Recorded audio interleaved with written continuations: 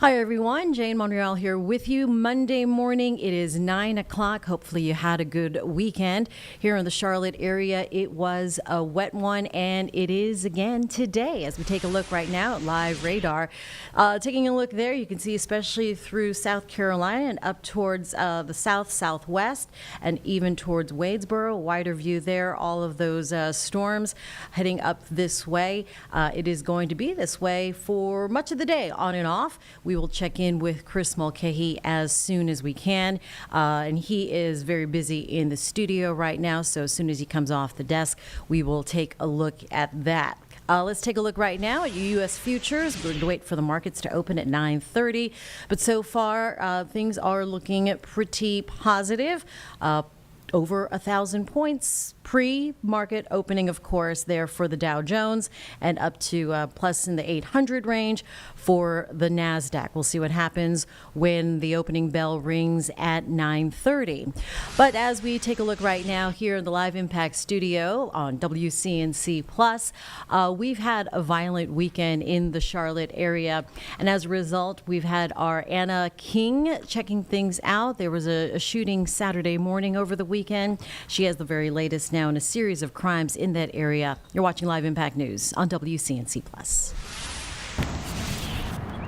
Saturday, police rushed to the 900 block of South Summit Avenue after shots were fired. 2 people were found with serious injuries, one fighting for their life. The shooting happened right outside Superstars, just steps away from an apartment complex. There's been a consistent issue with crime, including shootings and physical altercations. She says she's lived in the area for 3 years now, and violence wasn't always an issue, but it seems recently it's become the norm. No, it's not shocking. It's more so like I get woken up out of my sleep to gunshots, and I'm like, oh, here we go again. Like, that's how bad it is. In just the last few weeks, CMPD crime mapping shows a vehicle was reported stolen in the area, and a larceny occurred days later. I honestly won't even take my dog out to walk at nighttime if there's something going on at the club. It's scary. I don't want to be caught in the crossfire of gunshots or be involved in some kind of fight going on outside. She says the community has recently asked for help, but nothing's been done. And residents fear what might happen if changes aren't made. Anna King, WCNC Charlotte. Do want to let you know that tonight is a big night. It is the NFL Draft Lottery Special with our Nick Carboni. It starts at 7 right here on WCNC Plus with our partners with Locked On. Hornets potentially with a first pick for the NBA Draft. We just finished with the NFL Draft. So NBA Draft, I mean, unlikely is what I'm hearing, but who knows, right? So very exciting times as we look forward to a good season with the Charlotte Hornets. But right now, as we take a look back here in the Live Impact studio on WCNC Plus, in Weddington, there is concern about runoff there. This is for a development for luxury apartments. And because of that, there are talks and meetings at the town hall. Our Walker Lawson now dealing with the very latest. He covered that over the weekend. It is all centers around bald eagle habitat protections there that are being called for. So it's prompting some pushback from residents there. Again, in Weddington, here's our Walker Lawson. This close to 167-acre property has become the center of a heated debate here in Weddington. The proposal comes from Toll Brothers to bring 62 homes to Weddington Road. We always knew that was going to get developed. For Chad Emmerine and his neighbors, the issue isn't about stopping the project altogether. It's about making sure it's done responsibly. We have the bald eagles and other wildlife in here. It's like a wildlife sanctuary that it would just ruin our whole lifestyle in here and drive off all the wildlife. Pushback began when the developer submitted the original proposal. Here is where it says community wastewater treatment plant septic field, and that's what first raised everybody's eyebrows of like, holy cow, we're going to have 93 homes worth of septic or wastewater being treated right at the edge of our lake and right near a bald eagle's nest. That concern sparked a petition led by Emma Ryan to protect Weddington's bald eagles, which has now gained more than 6,000 signatures. Mayor Jim Bell says since then, the developer has revised the plan multiple times, removing the treatment plant and addressing concerns about the bald eagle's nest. He's taken 660 feet around where the eagle's nest is, and that's going to be off limits. That's going to be converted to a conservation area where you can't do anything with it indefinitely. The stormwater issue is a concern. At a meeting back in December, the Weddington Planning Commission recommended approval of the project, but there was a problem. So many people showed up to the meeting that some residents were turned away. Now Mayor Bell is pushing to move the next meeting to Weddington High School to allow for more public comment. We had so many people there that not everyone could get into town hall. So my proposal this time is to move it to the high school, Weddington High School. If council approves Mayor Bell's request at next Monday's special called meeting, this would allow more space for residents to voice concerns at the April 14th meeting. Mayor Bell is also requesting council to postpone the vote on the project to May, and residents living here agree. It's the big thing for Weddington that we need to have everybody present. Everybody should be able to say their, public comments of whatever it is, and we're feeling like we're shut out at this point. So there's a huge outcry. Reporting in Weddington, Walker Lawson, WCNC Charlotte.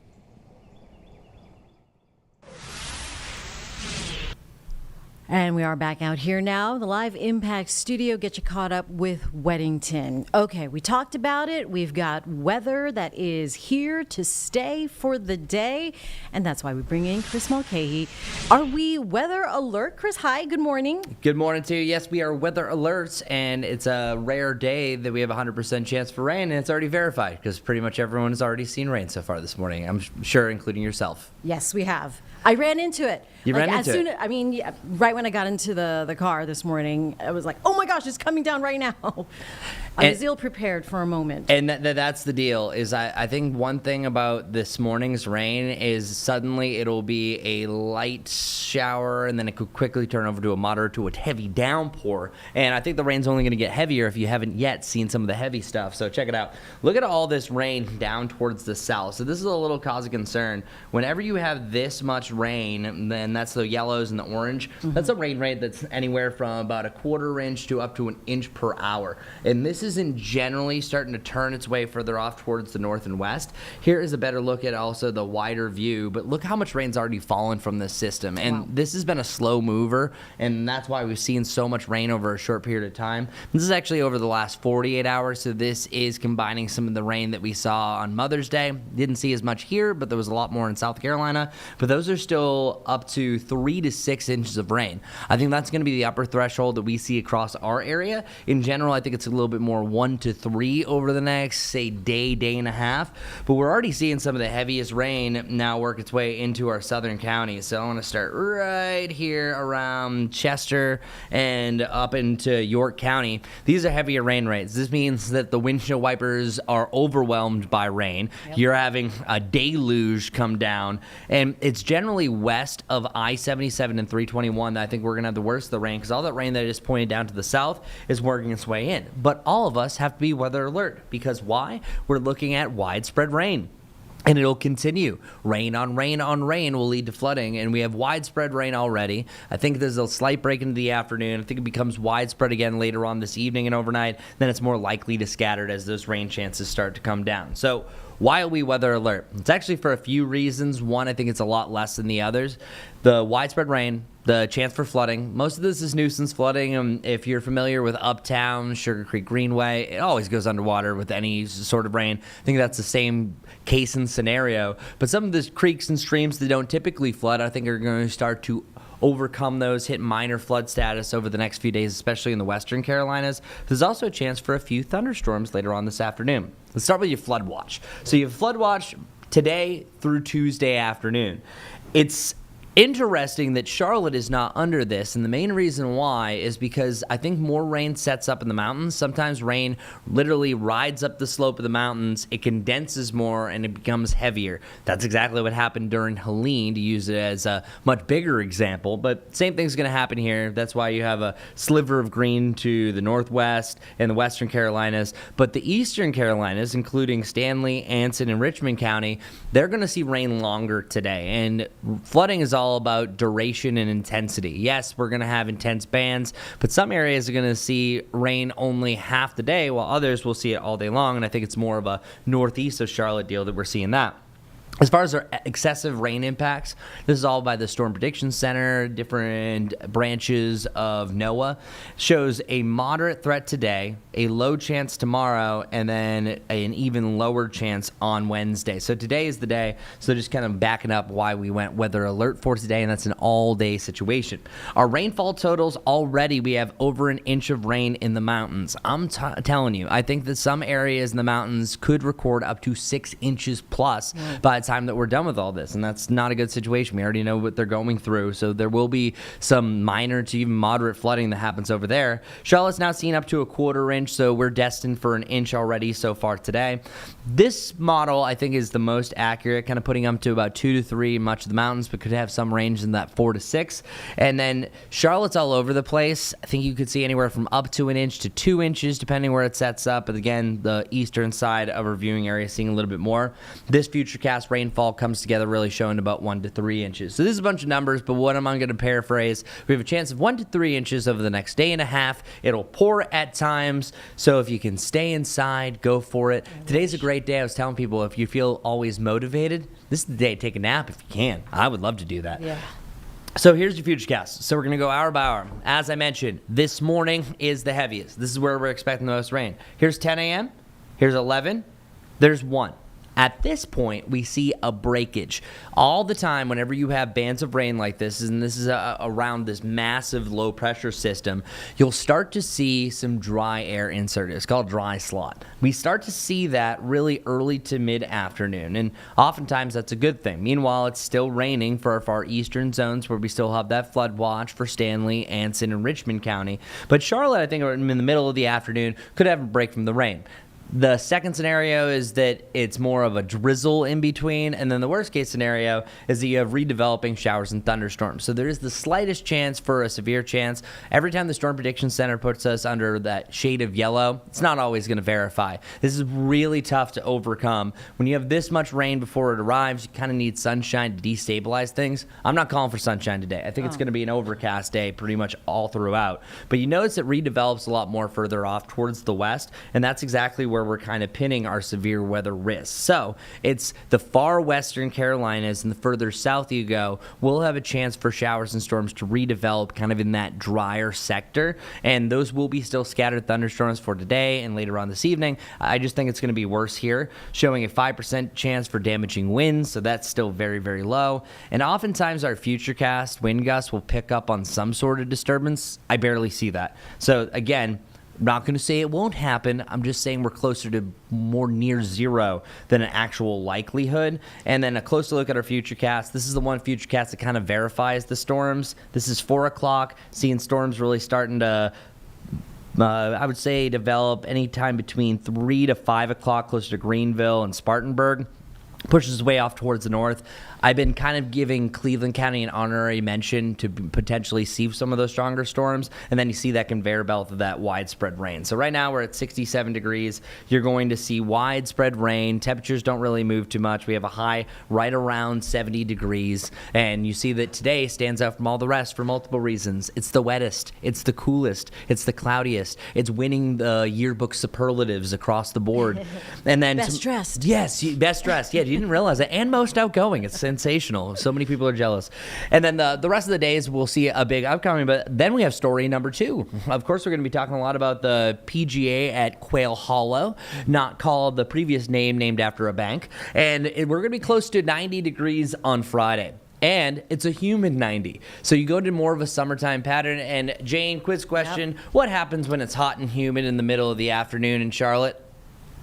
We have weird weather or stable air, unstable air? Well, yeah, and sometimes you can pop up a Tornado. thunderstorm. Close. You went the worst case scenario. I appreciate it. They're eating the wolves. But no, we're going to have a slight chance for a pop-up shower or thunderstorm during the middle of the afternoon. Thursday, Friday, Saturday, and Sunday. I think if there's a best chance for a thunderstorm during the tournament is probably on Saturday, but it's nothing compared to what we have. So I know a lot of fans were excited to go to the golf course today. Right. It's not going to happen. It's not going to be a good time out there. I don't know what their status is, but I would be surprised. They usually cancel things for thunderstorms, but if you go out there, you're just going to get plain old soak because we have at least up to an inch of rain for the day. Yeah, today and tomorrow. So there's the Thunderbolts, not the movie. There on the 7-day. Yeah, and I think on Tuesday, I know it's just the plain Thunderbolt. We're on the cloudier side. I do think that there will be a chance for some drier hours tomorrow. So that's a much better day. Okay. Same thing on Wednesday. Today's the near washout. And there's not actually a technical definition by the National Weather Service for washout, but we like to put it as if it's raining from sunrise to sunset, it's a washout. So today is a near washout because we do have a chance for a little bit drier air for the afternoon. You did say that this does help with the drought. Are we out of it for sure? Well, because I have access to our weather computer. I actually talked about this earlier on WCNC Plus. Let me see. Let me find the graphic for a second. Okay. Jane, stall real quick. I'm while I find stalling. this. I'm stalling. And my other question, as you're looking for that, Yes. is you talk about potential flooding in the mountain areas, but not a potential for landslide because it would have to be really dry and then rain. Oh, yeah, I think definitely landslides. Oh, Absolutely. landslides as Yeah, well. no, and I don't mention that enough. But yeah, no, because if you think about it, before this event and before we had the rain recently, we were super dry. Right, exactly. So you had the rain before that was the precursor. So then you kind of have the dominoes that could fall from this rain event. So yeah, mudslides possibility, widespread flooding, especially if certain areas do get up to that 6-inch mark over the next couple of days. But you brought up the drought. Okay. So officially for the drought, you can be in a surplus for the year and still under a drought. But since recently, notice January, February, March, April, all of those had a below average rain total for what they typically see for the month. May's already well above it by about an inch and a half, and today we've already had a 1/4 inch to add on top of that. So we need at least another 3-inch to be in a surplus, and our drought monitor is updated every Thursday, but the data closes on Tuesday. So all the rain that we have today is going to be factored into whatever map we see at the end of the week. Okay. So I think we're going to see vast improvements. For one, we saw an improvement last week with far less rain. So a lot of the areas that are officially under a drought, I think, could go down to abnormally dry, and I wouldn't be surprised if half the map is decreased because of the amount of rain that we've seen. So this is kind of like a almost baby bear's porridge for some of us that we're seeing just enough rain. Some of us a little bit too much because we do have that minor flooding. But yeah, this is definitely needed, and we're going to be close at least after this event. All right. Well, that's good news. We just need to get through today without too much, havoc. Yeah, stay weather aware. It's going to be wild, especially with the priming of the soil. So even though it might be drier, if you get a quick burst of thunderstorms, one thing is called training, where you have one that forms after another. If you have that type of setup, we could have some flash flood warnings popping up later on. Slightest chance for a severe thunderstorm warning. That's why it's a weather alert day all day long. Sunrise to sunset heading into the evening. Stay weather aware, and we'll keep you in the know. And that's what we're going to do. Weather alert with our Chris Mulcahy. Thank you very much. Love the comprehensive reports there. And we raised our weather IQ a little bit, too. Yeah, always. We can't turn it off, Jane. We can't. Can't turn it off. All right, a chance of thunderstorms with that unstable air when it's hot and humid in the afternoon. Nailed it. Okay, got it. Thanks, Chris. Have a good day. And we bring you back out here. We've heard about this is not due to weather, but due to more traffic control issues. Let's take a look at the very latest that happened over the weekend on Live Impact News on WCNC Plus. For a second time since Friday, equipment outages causing chaos at Newark Airport. I was so nervous to fly into Newark. Delays and cancellations stacking up here after a 45-minute ground stop Sunday morning due to what the FAA is calling a telecommunications issue at the Philadelphia Air Traffic Control Facility that manages Newark's flights. The madness on Mother's Day, the latest in a series of issues at this airport. Our scope just went black again. Friday, radar went black for 90 seconds at the Philadelphia facility. A similar situation happened back on April 28th, prompting a federal focus on modernizing the entire air traffic control system and addressing the nationwide controller shortage. Overhauling the whole system, I think it's going to take a lot. Maybe we could just start with Newark. Senator Chuck Schumer agrees. Fix it. Fix it now. Newark must be #1 in their priority scale. Schumer says he wants old radar screens at Newark swapped out ASAP and is asking Transportation Secretary Sean Duffy for a clear timeline and cost of the overhaul plan he unveiled last week. What we saw over the last few days is just scary. So if they fix Newark quickly, they can learn from it, and they can also assure the public that they're on top of things. Secretary Duffy on Meet the Press insists flying in and out of Newark right now is safe and necessary changes are coming. I fly out of Newark all the time. My family flies out of Newark, specifically in Newark. We believe we're going to have it up and running in short order. We're going to be able to fix that glitch. Duffy says software glitches and telecommunications issues are to blame for the recent outages at Newark, and he is concerned it could happen at other airports across the country. For Jamerson Hamlin, whose Newark flight was delayed today, he's not too worried about safety. I don't feel any type of way. I just want to get home.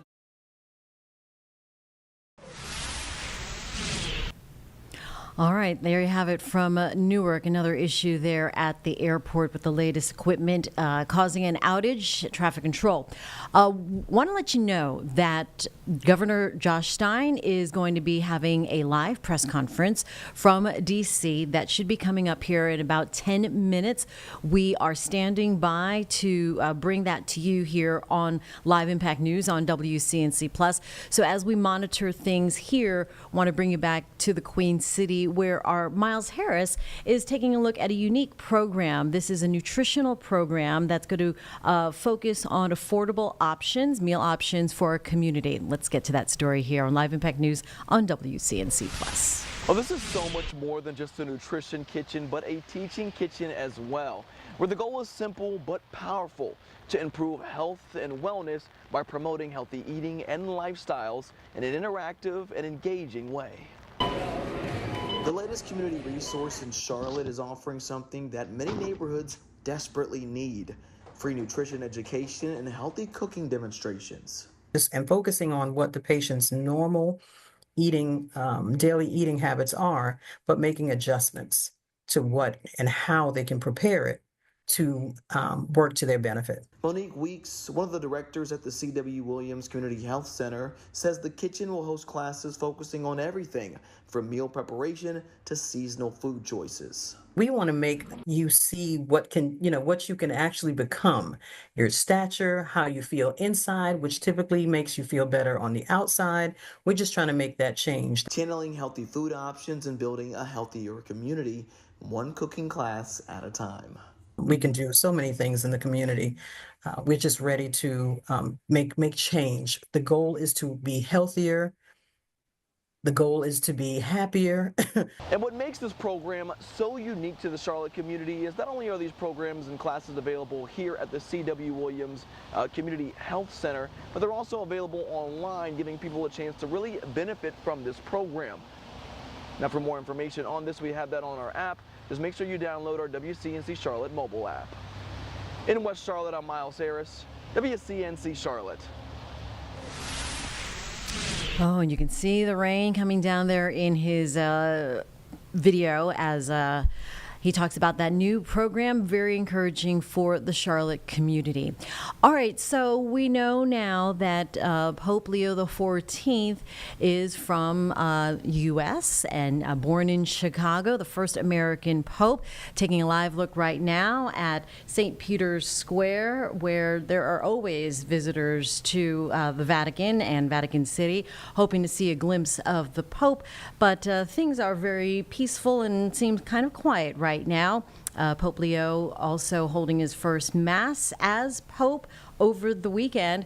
Looks like it's a beautiful day there in Rome. We connect the dots, though, on this unexpected version of the Pope here on Live Impact News on WCNC+. The Pope, of course, being from the U.S.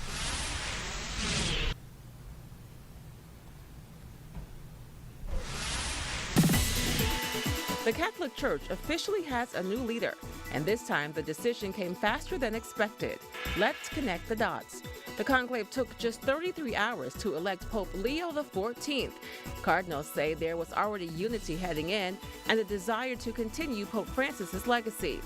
Leo is the second pope from the Americas. He's known for championing the poor and marginalized and called for ceasefires in Ukraine and Gaza during his first blessing. While the conclave is secret, cardinals shared rare details. They say most of the real conversations happened over meals and coffee breaks. Before stepping onto the balcony, the new pope was offered a piece of candy by a fellow cardinal, his first act of charity as Holy Father. This marks the 269th time a pope has been chosen, and that's connecting the dots.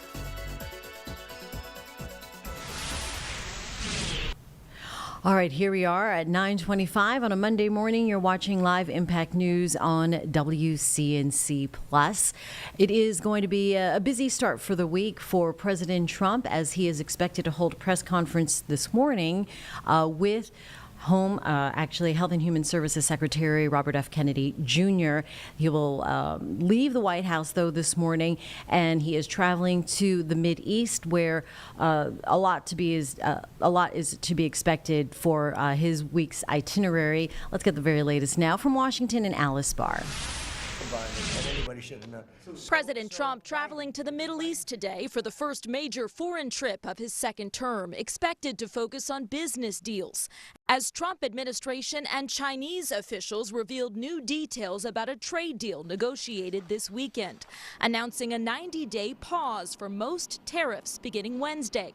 The U.S. cutting tariffs on Chinese imports from 145 to 30%, China going from 125 to 10% on U.S. goods, while negotiations continue. We concluded that we have shared interest, and we both have an interest in balanced trade. With growing concerns over tariff-induced price hikes, President Trump promising an executive order today to slash prescription drug prices by 30 to 80%. His Middle East trip comes amid signs of tension with Israeli Prime Minister Benjamin Netanyahu over how to approach aggression from Iran and the war in Gaza. After U.S.-Hamas negotiations, the last living American-Israeli hostage in Gaza, Idan Alexander, is expected to be released as soon as today. President Trump calling it hopefully the first and the final steps necessary to end this brutal conflict. The president not currently set to visit Israel this trip, stopping instead in Saudi Arabia, Qatar, and the United Arab Emirates, as the White House confirmed Qatar offered to donate what four sources call a super luxury jumbo jet to use as the new Air Force One. The sources say it would be transferred to the Trump Presidential Library Foundation at the end of his term. Critics, including top Senate Democrat Chuck Schumer, blasting the plan as bribery. President Trump defending what he calls a very public and transparent transaction. A White House official told NBC News the jet would not be presented nor accepted while President Trump is in Qatar this week. The White House press secretary saying any gift accepted will be in full compliance with the law. In Washington, Alice Barr, NBC News. And here, coming up on 9:30 on Monday morning, just want to let you know that we are awaiting Governor Josh Stein of North Carolina to bring a live press conference out of D.C. Wanted to take a sneak peek at that here. So as we take a live look at the podium here, this is where Governor Stein will attend the Select USA Investment Summit. This is a conference aimed at attracting businesses to the U.S. He's also going to join North Carolina Department of Commerce Secretary for an announcement this morning. What that announcement is, we do not have the details on that yet, but as soon as we see that the governor is on the podium or any of his speakers, we will bring that to you live here on Live Impact News on WCNC Plus. In the meantime, saw sneak peek there at a story that involves DOGE making cuts to tornado warnings and the information that goes behind that. NOAA, National Weather Service. Let's get the very latest here on Live Impact News on WCNC Plus.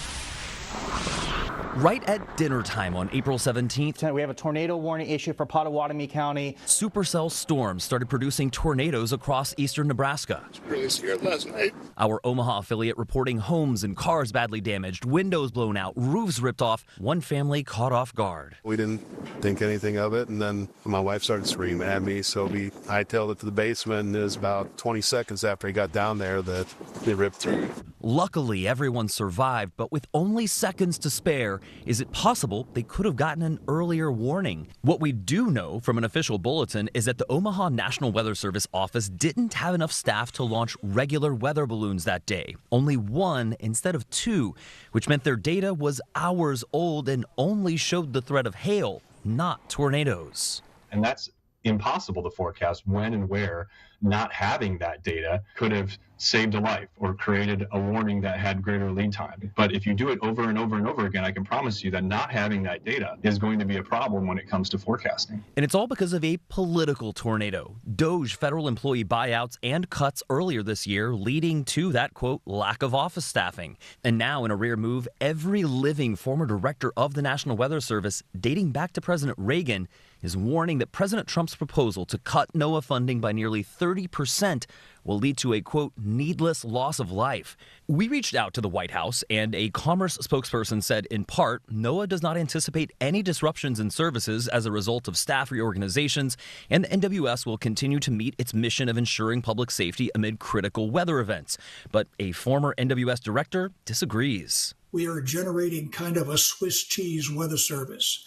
We have holes throughout the weather service now that are not well thought out. Republican Congressman Mike Flood represents the area hit by those 6 tornadoes on April 17th with a short-staffed weather office. So he called the White House to get more meteorologists to Omaha. For decades, the National Weather Service personnel have not been classified as public safety. They are clearly public safety, and that's something that we need to do in Congress. The last NOAA administrator, Rick Spinrad, also tallied that so far, staff cuts have cost the Weather Service 7,000 years of collective experience. It's like having incoming missiles and not being able to tell anyone when they're coming or where they're coming. A NOAA spokesperson told NBC News work is underway to restore services at local forecast offices around the country. There are things in NOAA that I'm sure could be improved, but you don't do that improvement with a hatchet and just randomly cut large chunks. Weather in this nation should not be a political issue.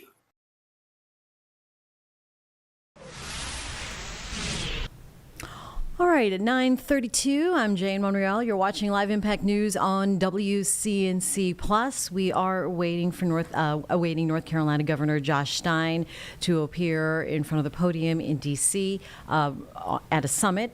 As soon as we see that live picture up, we will let you know about it and bring it to you here on Live Impact News. In the meantime, bringing you a live picture right now at Emory University. Graduation season underway, and this is the commencement ceremony at Emory College of Arts and Sciences.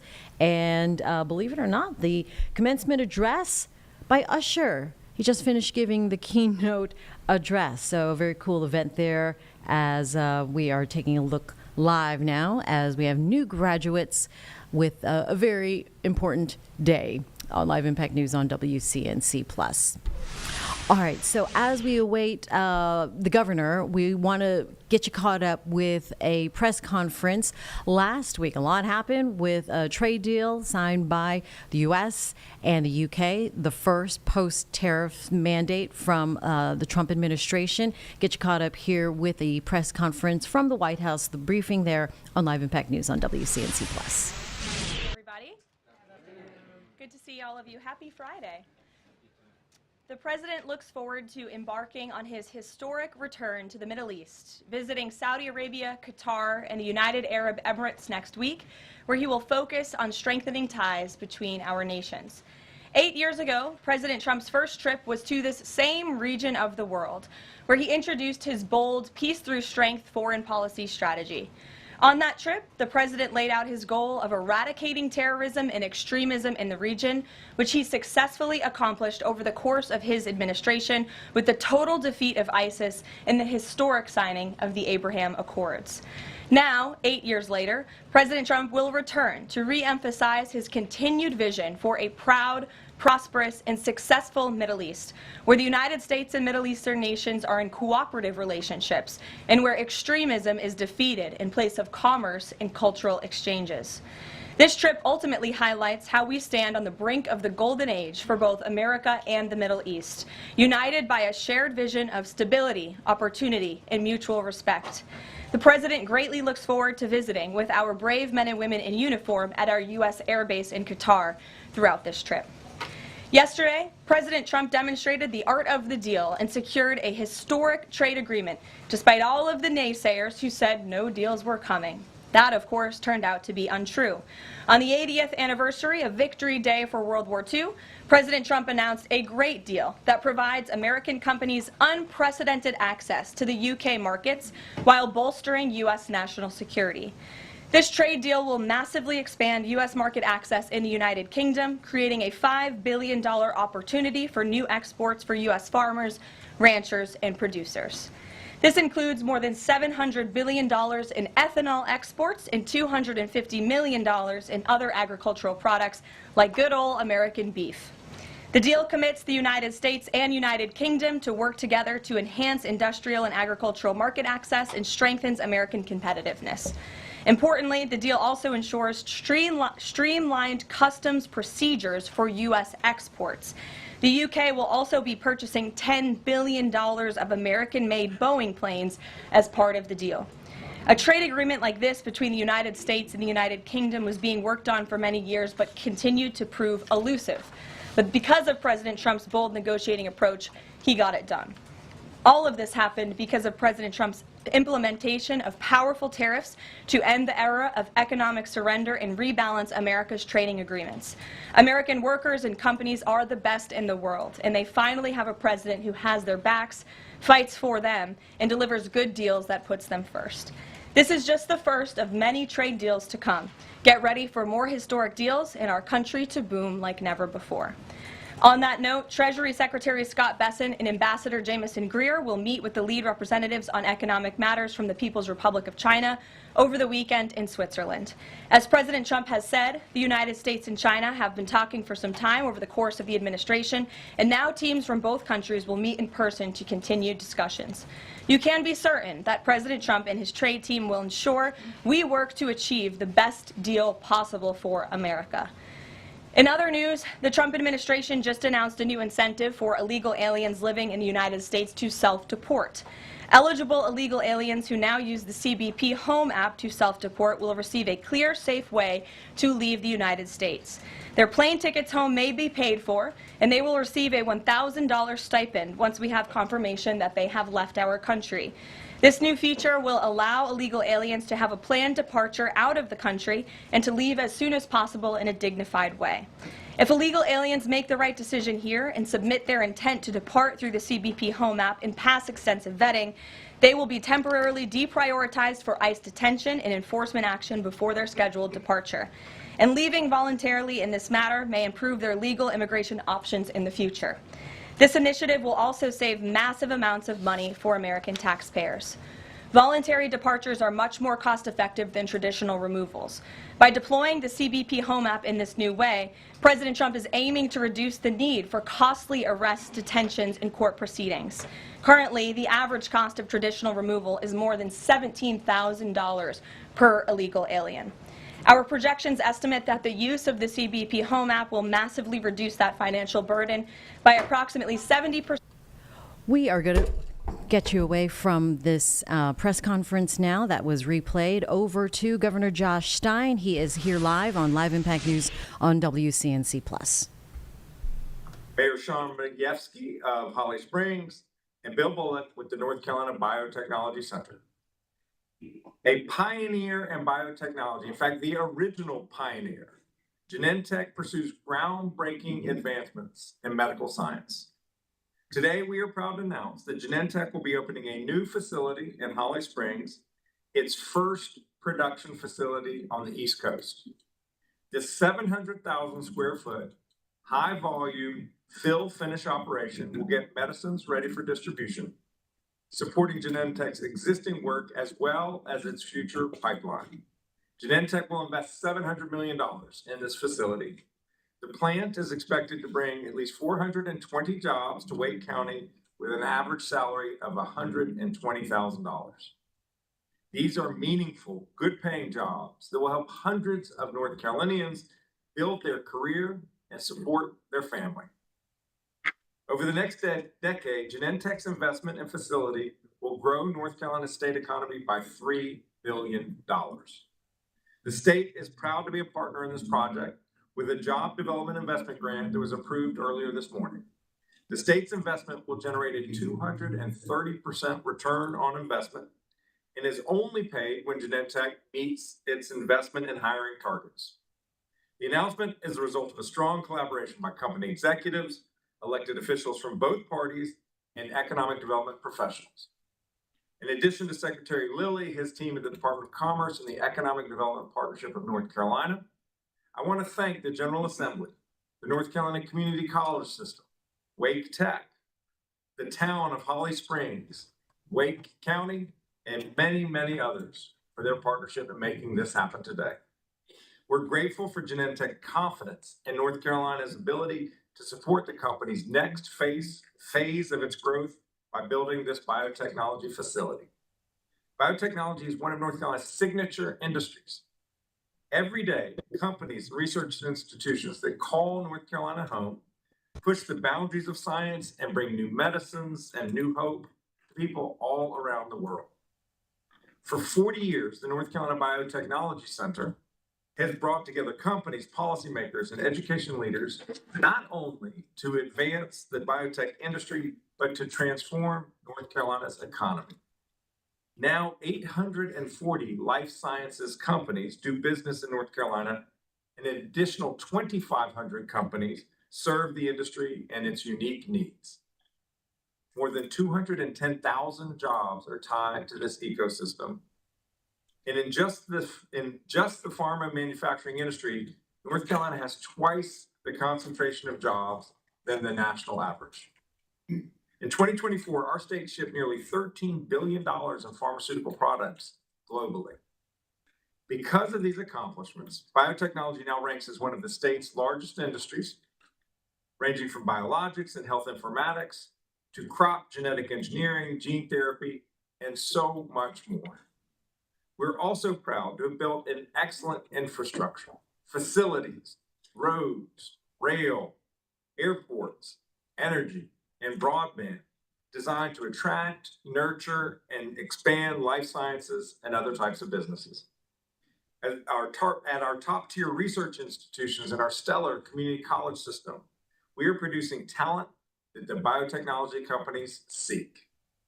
In addition to these critical assets, we are very proud of our quality of life, our affordability, and the strategic East Coast location, which continue to attract businesses to North Carolina. North Carolina has been a top 2 state for business 4 years running, but we are not resting on our laurels. We will continue to invest in our state's assets, especially our people. That's how we are building a state that businesses and workers want to call home. And of course, we are incredibly proud to welcome Genentech to North Carolina. I will now invite Genentech CEO Ashley Margagee to give remarks. And Ashley, in expression of our appreciation, we have a lovely pot that was designed by a North Carolina renowned potter, Ben Owens, with our state seal on it. Esse quam videre means to be rather than the same, and that is exactly what Genentech does. And we're so thrilled to have you as a neighbor.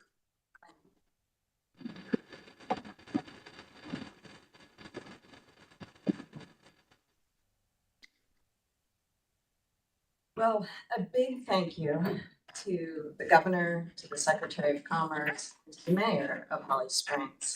I'm Ashley McGargy. I'm the CEO of Genentech, and I'm thrilled to be able to make this announcement that we will be investing $700 million into a state-of-the-art manufacturing facility for the next generation of medicines for obesity.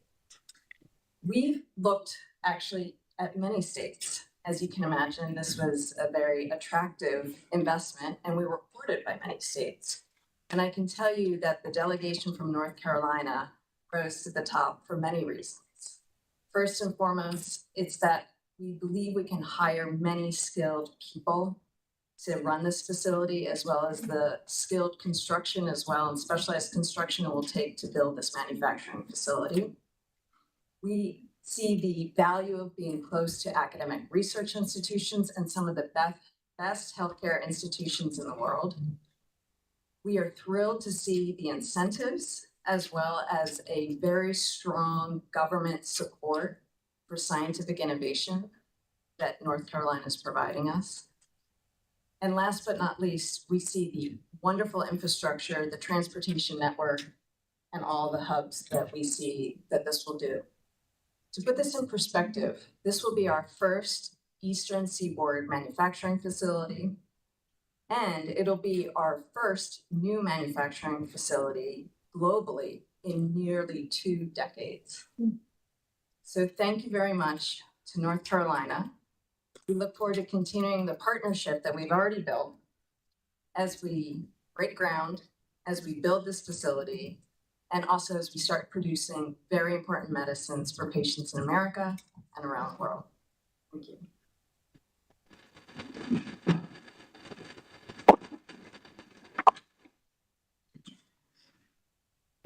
Well, good morning. My name is Sean Mayevsky. I am the Holly Springs mayor. Before I begin, I do want to thank Governor Stein, Secretary Lilly, and Ms. McGargy. I do appreciate the opportunity for you all coming to Holly Springs. I know what many of you are asking. How does a town of 52,000 people become the world's leading biotech location? I'm going to tell you. One, we're where everybody wants to be, Wake County, North Carolina. Wake County is one of the fastest growing counties in the country. 2, we're near 3 top-tier research universities, North Carolina State, Duke, and University of North Carolina at Chapel Hill. 3rd, we have a well-educated workforce and these companies are looking for, and the talent is already in the market. 4, Holly Springs is a community where everybody wants to be. Employees want to be here in the community because of the quality of life. And that's where we've got the unmatched quality for our residents. We're thrilled that Genentech is joining our family of other biotech companies, which include Amgen, Fujifilm, and CSL Seqirus. I believe Holly Springs and North Carolina are successful in recruiting companies like Genentech because of our close working relationship. I know it sounds simple, but many other states don't have that camaraderie, and they don't develop that economic development team. When a company wants to build a facility in Holly Springs, they know that the local, the county, and the state teams are going to work together to bring that job as quick as it can to fruition. And it doesn't happen by coincidence. It happens with collaboration and teamwork. Genentech is a remarkable global leader in life science, and I know they're a perfect fit for Holly Springs. Genentech is an important addition to the existing life science industry in Holly Springs because it adds to our community a significant diversification of jobs, and it's our first dedicated fill-finish production facility in a flourishing market. I'm gonna let you in on a little secret. I talked about our top facilities. One of our secrets, biggest secrets, was we have one of the best community colleges in the country in Wake Tech. They've already focused on providing specialized job training to meet the needs of all of our biomanufacturing companies in Holly Springs.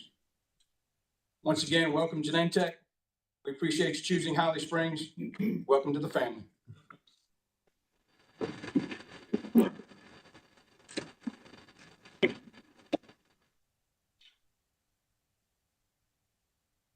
Well, good morning, everyone. I think you're going to hear a lot of familiar themes through this. I'm Bill Bullock. I'm the Senior Vice President for Economic and Statewide Development at the North Carolina Biotechnology Center. And it is a real pleasure to be here to be part of this Genentech announcement. Governor, Secretary, Mayor, congratulations. Ashley, thank you. And thanks for having us. As all of you know, Genentech is by no means an ordinary life sciences company. As we've noted, having literally started the biotechnology industrial revolution back in 1976. And as been mentioned, but 8 years later was the creation of the North Carolina Biotechnology Center.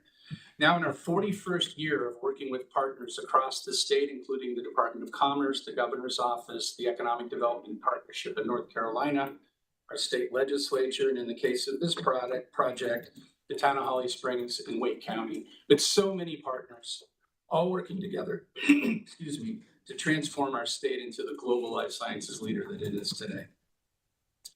North Carolina's rise in life sciences is built on a commitment of sustained investment over decades, not only to grow biotechnology in general, but a real focus on growing biomanufacturing specifically.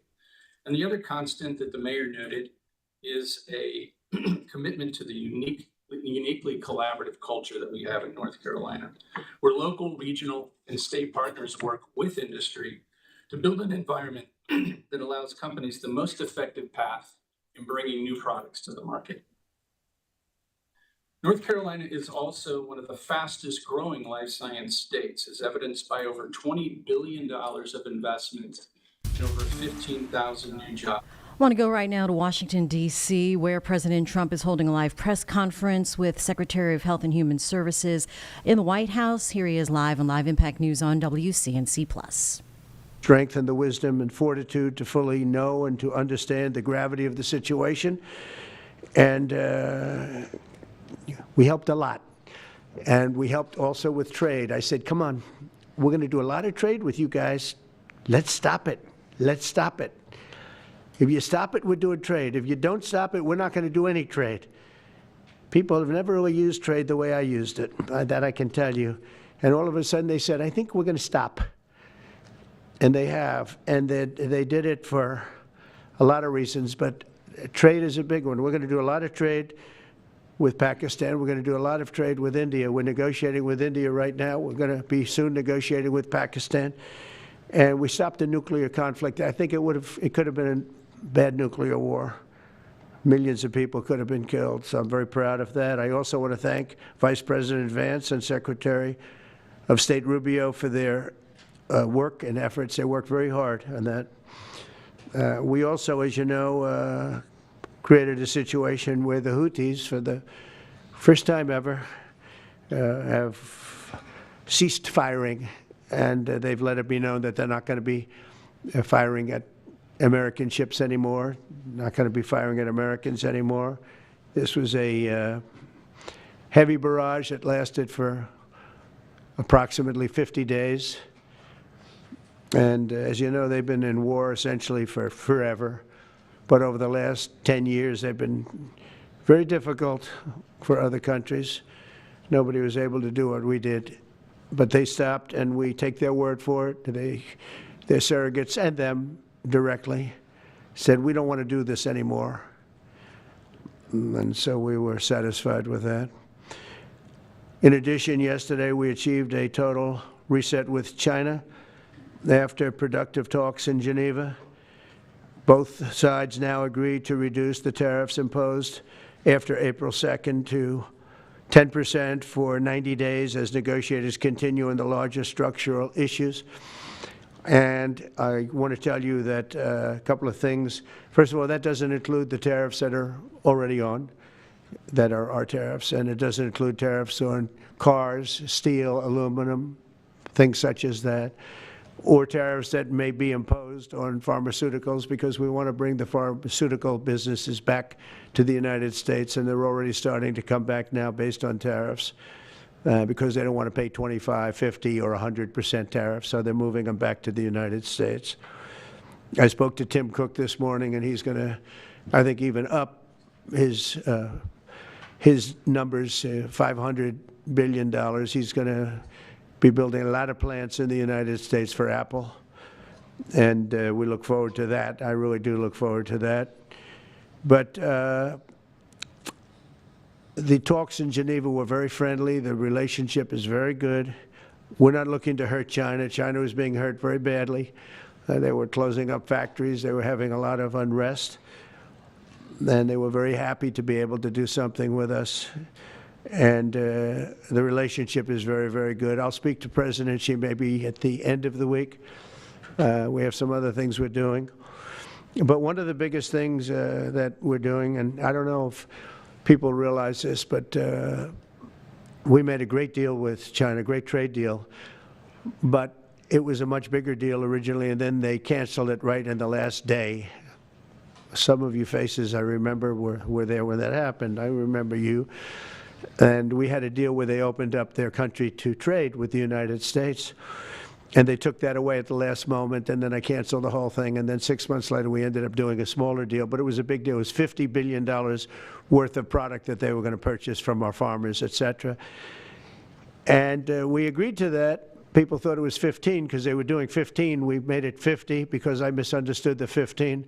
I said, you got to get 50. Because when I asked, if you remember the story, when I asked, what are we doing with them? My Secretary of Agriculture at the time, Sonny Perdue, said, sir, it's about 15 billion and we're asking for 15. And I thought he said 50. So I said, so they came back with the deal at 15. And I said, no way, I want 50 because you said 50. They said, sir, we didn't say that. Anyway, bottom line, I said, go back and ask for 50. And they gave us 50. And they were honoring the deal. And we would call them up a lot for the corn and for the wheat and for everything. They were honoring the deal. And then when Biden got in, they no longer honored the deal. There was nobody to call. I would call on an average of once every 2 weeks to say, come on, you have to speed it up a little bit. And our farmers were doing great. I said to them, buy more land and bigger tractors, if you remember. That's what happened. But the deal was a very good deal. But the best part of the deal was that we opened up China. China agreed to open itself up to American business to go in. And it would have been a great thing, I think, for China.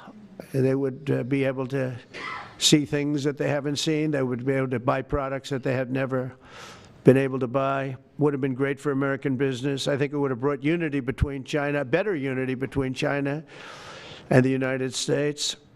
And the bottom line is that they canceled it the last day. We were all set to sign it, and then I went a little bit angry. I got a little angry. I said they canceled the deal. The deal was done.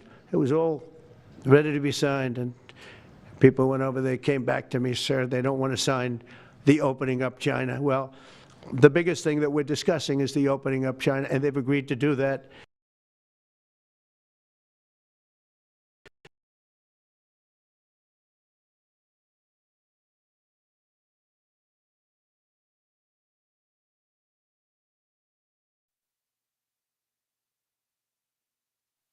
Is the opening up China, and they've agreed to do that. But it's going to take a while to paper it. You know, that's not the easiest thing to paper. But that's the single, I think, to me, some people would disagree. Some people would say we're getting a lot of money with tariffs or whatever. But, you know, especially when you add what we already have. Because remember, we're already getting the 50% on steel and different things. That's not included in these numbers. So you can add that. But the biggest thing to me is the opening up. It would be, I think it would be fantastic for our businesses if we could go in and compete with China. It would be a lot of jobs for China. It would be, I think, at a time when they can frankly use the jobs. And that's what we're talking about. So that's a very, very important element to add. So when Scott, I watched him speak the other day, and I think he didn't want to say it, but I said, it's okay to say it. Look, if we don't get it, we don't get it. But if we don't get it, it won't be a positive thing. But if we do get it, I think it's going to be fantastic for China. I think it's going to be fantastic for us. And I think it's going to be great for unification and peace. China will also suspend and remove all of its non-monetary barriers. They've agreed to do that. Well, they're very numerous. But again, to me, the biggest thing that came out of that meeting is they've agreed. Now we have to get it papered, but they've agreed to open up China. It's going to be great for everybody. And third, I'm very happy to announce that Idan Alexander, an American citizen who until recently most thought was no longer living, thought was dead, is going to be released in about 2 hours, actually. And he's going to be released before the eyes of Steve Witkoff, who has done a fantastic job. I know a lot of people that have a lot of talent. I know Steve had a lot of talent. But I know a lot of people with a lot of talent, but there's one that I thought had a special way about him, special personality. aside from being a good deal maker, had a special way about him, and it was Steve. Knew very little about the subject matter, who does? But he learned it in about 2 hours. And he's been fantastic, so I want to just thank Steve. But they're going to be releasing Idan in about 2 hours from now, or sometime today, let's say. And again, they thought he was dead just a short while ago. His parents are so happy. They're so happy. So it's, as you know, Idan's the only American citizen who's captured and held hostage by Hamas since October 7th, 2023. And he's coming home to his parents, which is really great news. I mean, to me, it's big news. They thought he was dead. So that's that. So we'll be heading there, and we'll be seeing 3 primary countries. You know all about that: Saudi Arabia, UAE, Qatar. On Thursday's meeting with Russia and Ukraine is very important. I was said that meeting take place. I think good things can come out of that meeting. Stop the bloodshed of the horrible. It's a bloodbath. But that 5,000 more, it's really much more, I'm trying to be conservative, more than 5,000 soldiers. Russian, they're not American soldiers, they're from Russia, they're from Ukraine, but they're people.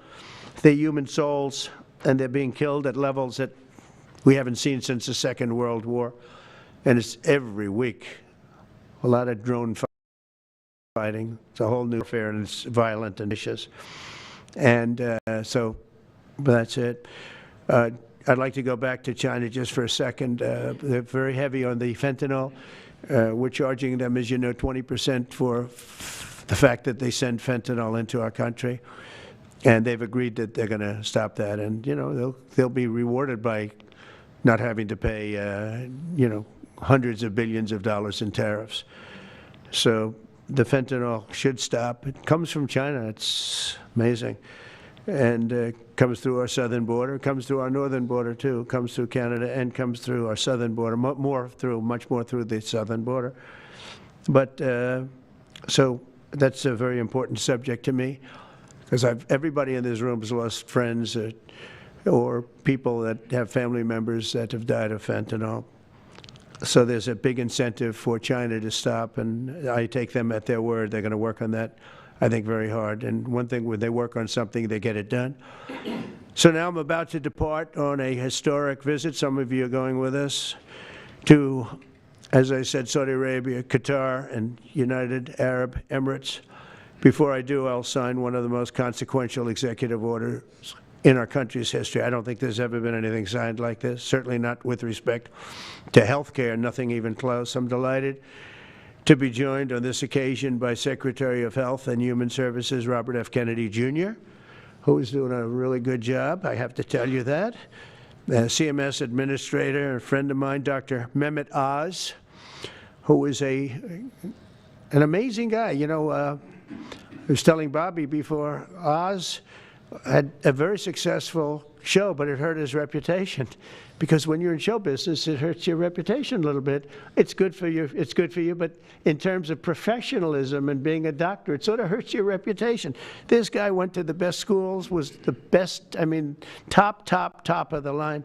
Then he did a television show, became a success, made a lot of money, all that stuff, but it sort of hurt him. And you know who I compare that to? I hate to say this, but a special woman, Jeanine Pirro. She was the toughest, smartest DA, maybe in our countries, in our cities and states history. New York became a success, made a lot of money, all that stuff, but it sort of hurt him. And you know who I compare that to? I hate to say this, but a special woman, Jeanine Pirro. She was the toughest, smartest DA, maybe in our countries, in our cities and states history. New York. She was really tough, really sharp. Then she did a show, and people didn't think of her quite the same way. She became more of an entertainment person, like Oz. Oz is not an entertainer. He's not really an entertainer, if you know the real story. And she isn't either. She is unbelievable. She was one of the strongest district attorneys in the history of New York, highly respected, very tough, went after the drug dealers at a level that you don't see today anymore, and hopefully she's given up a tremendous, she's leaving the #1 show on cable television, one of the #1 shows on television, period, The Five, but they've got great people left behind, but she was a big part of it. And so I equate it to that. Janine Pirro is unbelievable. FDA Commissioner Dr. Marty McCary, with a reputation that's second to none, and the job he's doing already has been fantastic. Thank you, Marty. And Director of National Institute of Health, Jay Bhattacharya, who has been, as you know, from Stanford, so highly regarded, and have all been working with us very hard on this. And the question they would ask, being a little bit new to the government aspect of it, is why doesn't somebody fight the drug price situation, meaning equalization? There's a term, it's called equalization. Nobody wants to mention that term. And I'm not knocking the drug companies, I'm really more knocking the countries than the drug companies, because they're forced to do things. But the drug lobby is the strongest lobby in this country, they said, the drug lobby. It's between that and lawyers. And they have a lot of power. But starting today, the United States will no longer subsidize the health care of foreign countries, which is what we were doing. We're subsidizing others' health care. Countries where they paid a small fraction of what, for the same drug, that what we pay many, many times more for. And we'll no longer tolerate profiteering and price gouging from Big Pharma. But again, it was really the countries that forced Big Pharma to do things that, frankly, I'm not sure they really felt comfortable doing, but they've gotten away with it, these countries. European Union has been brutal. And the drug companies actually told me stories. It was just brutal how they forced them. And European Union suing all our companies, Apple, Google, Meta, they're suing all our companies. They end up, they have judges that are European Union-centric, and they get rewarded $15 billion, $17 billion, $20 billion, and they use that to run their operation. Not going to happen any longer, that I can tell you. So what's been happening is we've been subsidizing other countries throughout the world, not just in Europe, throughout the world. European Union was the most difficult, from what I understand. I mean, I'll tell you a story. A friend of mine who's a businessman, very, very, very top guy. Most of you would have heard of him. A highly neurotic, brilliant businessman, seriously overweight, and he takes the fat shot drug. And he called me up, and he said, President, he calls me, he used to call me Donald, now he calls me President, so that's nice respect. But he's a rough guy, smart guy, very successful, very rich. I wouldn't even know how we would know this, but because he's got comments. Said, President, could I ask you a question? What? I'm in London, and I just paid for this damn fat drug I take. I said, it's not working. He said, I just paid $88. And in New York, I pay $1,300. What the hell is going on? He said, so I checked. And it's the same box, made in the same plant, by the same company. It's the identical pill that I buy in New York. And here I'm paying $88 in London. In New York, I'm paying $1,300. Now, this is a great businessman, but he's not familiar with this crazy situation that we have. But he was stunned. But it was just one of those stories. And I brought it up with the drug companies, represented by somebody who's very, very smart, good person too. And we argued about it for about half hour, and then finally he just said, because they can't justify it, he just said, look, you got me. You got me. I can no longer they've been justifying this crap for years. They said, oh, it's research and development. Well, I said, well, research and development, other countries should pay research and development too. It's for their benefit. So it's just one of those things. And the other countries would set a price, and they'd meet the price, and they'd say, if you don't meet the price, you can't sell it in our country. I said, well, then you walk away and, they'll call you back and they'll sell it in the country. But now they'll have to do that.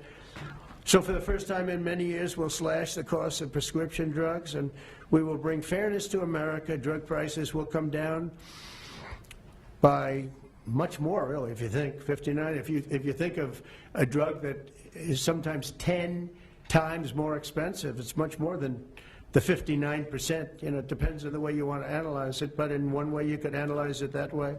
But between 59 and 80, and I guess even 90%. So when I worked so hard in the first term, and if I got prices down, remember I was the only one to ever get prices down for a full year, but I'd get them down like 2%, and I thought it was like a big deal. Well, we're getting them down 60, 70, 80, 90%. But actually more than that, if you think about it in the way mathematically. And Farmer has to say, we're sorry, but we'll not be able to do this any longer to these countries that have been so tough. They've been very tough, nasty. It's trade. It's trade. And Farmer is also very powerful. And the Democrats have protected Farmer. The Democrats, this is the Democrats have protected Farmer. These are the Democrats. And by the way, I just called the Speaker of the House, and I just called the leader, our leader in the Senate, John Thune, Mike Johnson. Spoke to both of them. I said, when you score, you're going to have to score two things. You're going to have to, number one, score that hundreds of billions of dollars of tariff money is coming in. But even bigger than that, you're going to have to score that your costs for Medicaid and Medicare and just basically pharmaceuticals and drugs is going down at a level that nobody has ever seen before. It'll pay for the Golden Dome. I see the Golden Dome is there, see? That'll easily pay for the Golden Dome.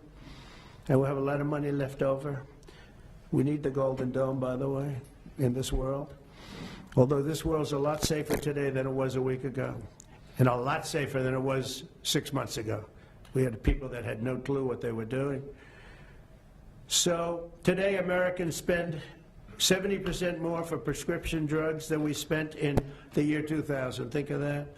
Our country has the highest drug prices anywhere in the world by sometimes a factor of 5, 6, 7, 8 times. It's not like they're slightly higher. They're 6, 7, 8 times. There are even cases of 10 times higher. So that you go 10 times more expensive for the same drug, that's big numbers. Even though the United States is home to only 4% of the world's population, pharmaceutical companies make more than 2/3 of their profits in America. So think of that. With 4% of the population, the pharmaceutical companies make most of their money, most of their profits from America. That's not a good thing. Now, I think, by the way, I have great respect for these companies and for the people that run them. I really do. And I think they did one of the greatest jobs in history for their company, convincing people for many years that this was a fair system. And nobody really understood why, but I figured it out. For years, pharmaceutical and drug companies have said that research and development costs were what they are, and for no reason whatsoever. They had to be borne by America alone. Not anymore, they don't. This means American patients were effectively subsidizing socialist healthcare systems in Germany, in all parts of the European Union. They were the toughest of all. They were nasty. And I see that. I see that with trade, too. European Union is, in many ways, nastier than China. Okay? And we've just started with them. Oh, they'll come down a lot. You watch. We have all the cards. They treated us very unfairly. They sell us 13 million cars. We sell them none. They sell us their agricultural products. We sell them virtually none. They don't take our products. That gives us all the cards. And very unfair. So they're going to have to pay more for health care, and we're going to have to pay less. That's all it is. And believe it or not, because it's really the world we're talking about, not just the European Union, but because it's the world, the numbers are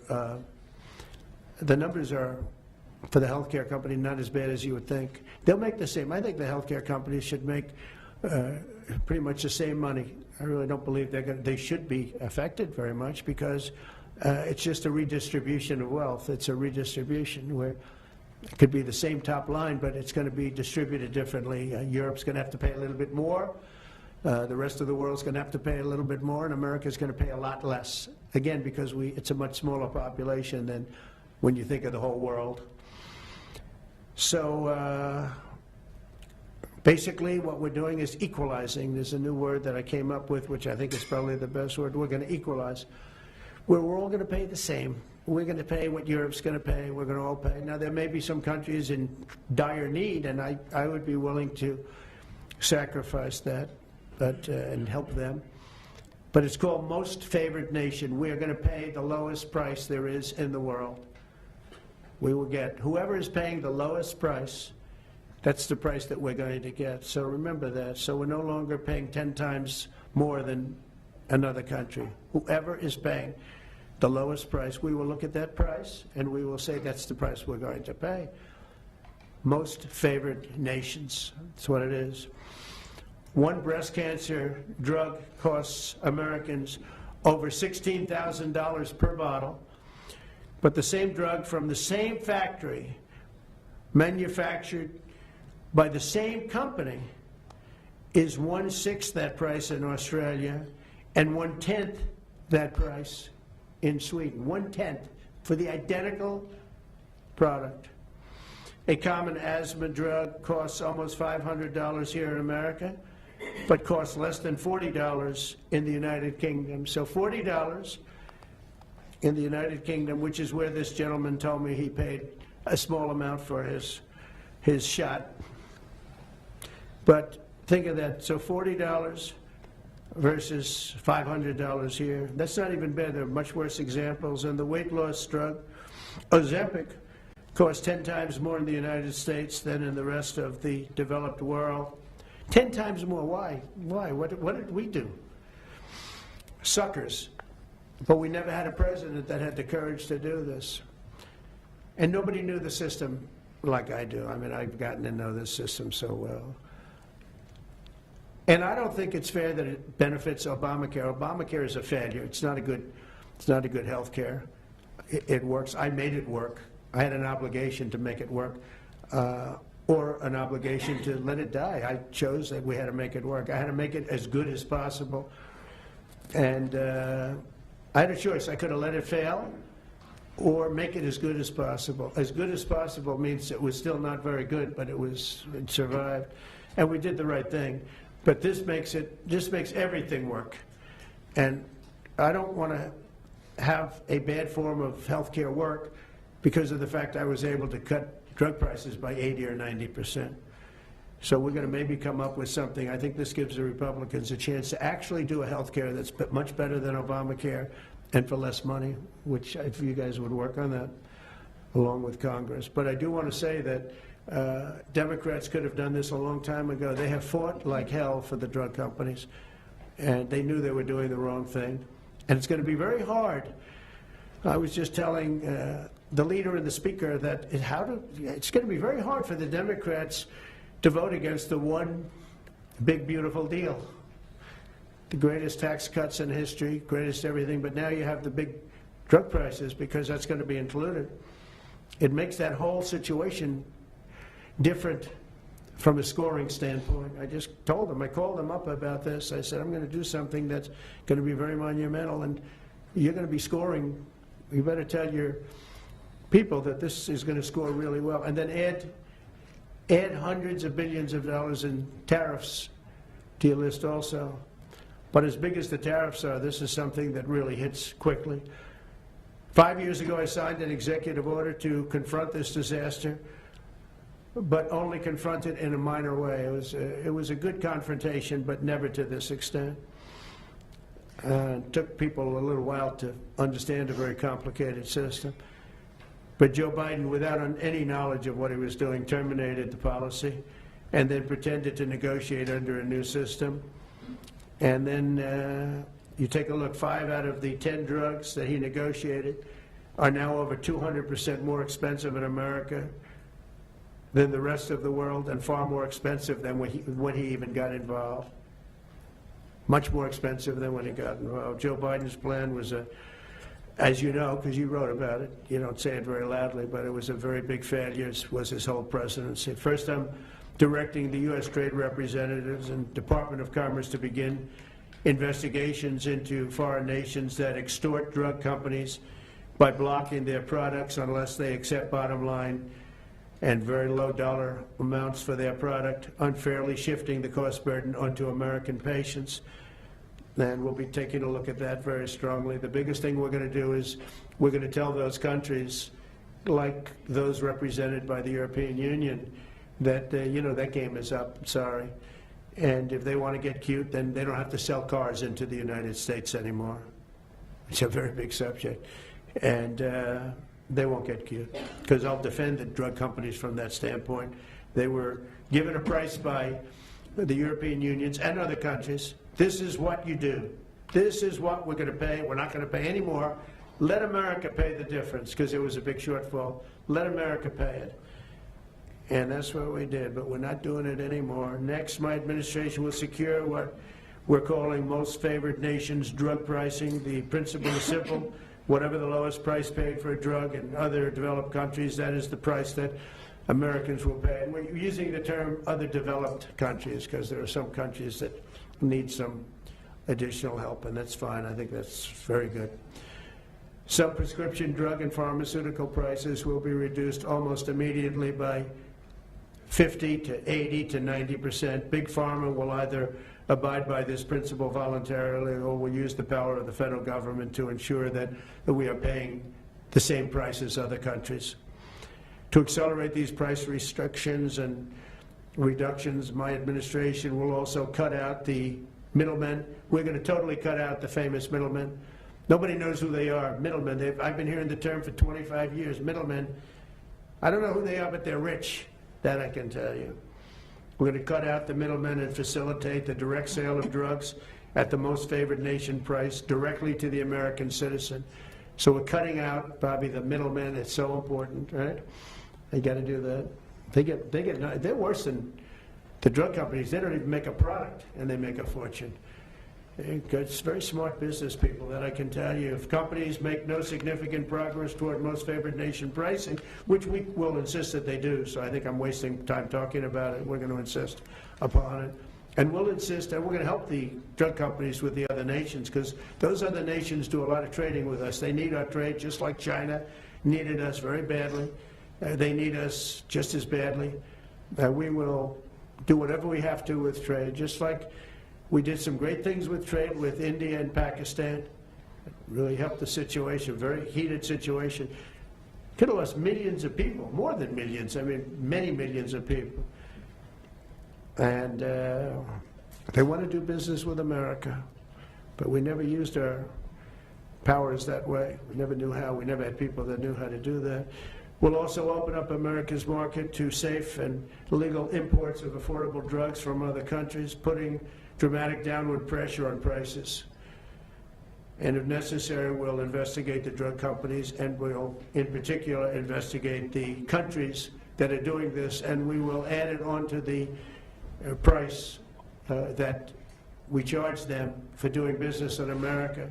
In other words, we'll add it onto tariffs if they don't do what is right, which is everybody should equalize, everybody should pay the same price. And special interests may not like this very much, but the American people will. I'm doing this for the American people. I'm doing this against the most powerful lobby in the world, probably, the drug lobby, drug and pharmaceutical lobby. But it's one of the most important orders, I think, that's ever been signed, certainly with regard to health care or health in the history of our country, and it's an honor to be a part of it. And I'd like to ask Robert F. Kennedy to say a few words, please. Thank you. Thank you, Mr. President. This is an extraordinary day. This is an issue that, I grew up in the Democratic Party, and every major Democratic leader for 20 years has been making this promise to the American people. This was the fulcrum of Bernie Sanders' runs for presidency, that he was going to eliminate this discrepancy between Europe and the United States. But as it turns out, none of them were doing it. It's one of these promises that politicians make to their constituents, knowing that they'll never have to do it. And the reason they'll never have to do it is because they know that Congress is controlled in so many ways by the pharmaceutical industry. There's at least one pharmaceutical lobbyist for every congressman, every senator in Capitol Hill, and every member of the Supreme Court. By some estimates, 3.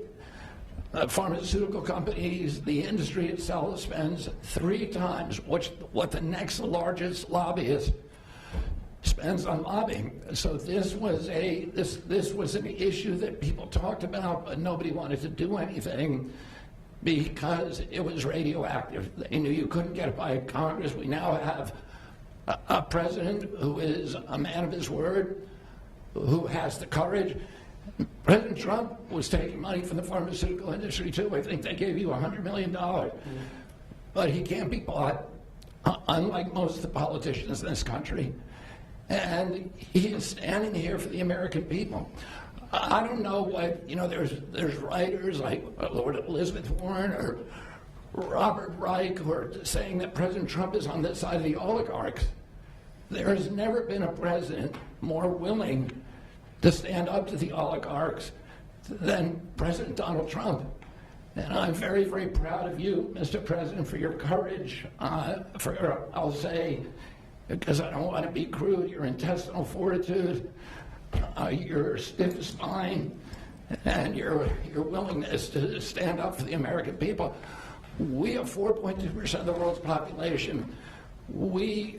Our country represents 75% of the revenues for pharmaceutical companies. We spend in our country $1,126 per capita on drugs. In Britain, they spend about $240. They spend 1/5 of what we do. And this is true across Europe. And the drug companies, Europeans, if you ask them, it made no sense what they were saying. Well, America has to pay for this innovation or it's not going to happen. What President Trump is saying to our European partners is you've got to raise the amount that you're paying for those drugs and pay for your share of the innovation. That the United States is no longer subsidizing that. If the Europeans raise the price of their drugs by just 20%, that is $10 trillion that can be spent on innovation, and the health of all people all across the globe is going to increase because we're going to have better products. So I'm just so grateful to be here today. I never thought that this would happen in my lifetime. I have a couple of kids who are Democrats, are big Bernie Sanders fans, and when I told them that this was going to happen, they had tears in their eyes because they thought this is never going to happen in our lifetime, and we finally have a president who's willing to stand up for the American people. Thank you, and Dr. Oz. Thank you, Secretary Kennedy. This is the most powerful executive order on pharmacy pricing and healthcare ever in the history of our nation. And it's only happening because we have a president with the fortitude, the guts to stand up to the withering criticism and lobbying that's going to occur as soon as folks hear about the executive order. So on behalf of the child in Philadelphia who's got an autoimmune disease with a $1,000 a month drug, or the older woman in Los Angeles who's on a blood thinner who can't afford her copay, I want to thank President Trump. God bless you for having the guts to take on this industry. Thank you, sir. Thank you very much. So let's talk about the details a little bit. And this is primarily about equalization, as President Trump said. It's about fairness. Think of NATO as a metaphor. When President Trump said, you've got to pay a little more so it makes sense for all of us, they came up. And the European countries contributed. The same thing we believe will happen in this situation. Most people who have thought about this process agree that it is patently unfair to tolerate the numbers that Secretary Kennedy and President Trump have reflected to you. On this chart to my left is a list of the 10 drugs that were negotiated in the IRA. Again, this is the bill, the law, that regulates a negotiation process. This is the best price that was able to be obtained by the Biden administration. And if you look at these numbers, they actually reflect how much on top of the most favored nation price was being paid by the United States. So the closest to me, Bob, you can point to the chart, it's the closest one, 289%, the one that's closest to you. That means that we are paying in America 4 times more than that drug costs in other countries. Again, 100% is the baseline, it's 289% above that baseline.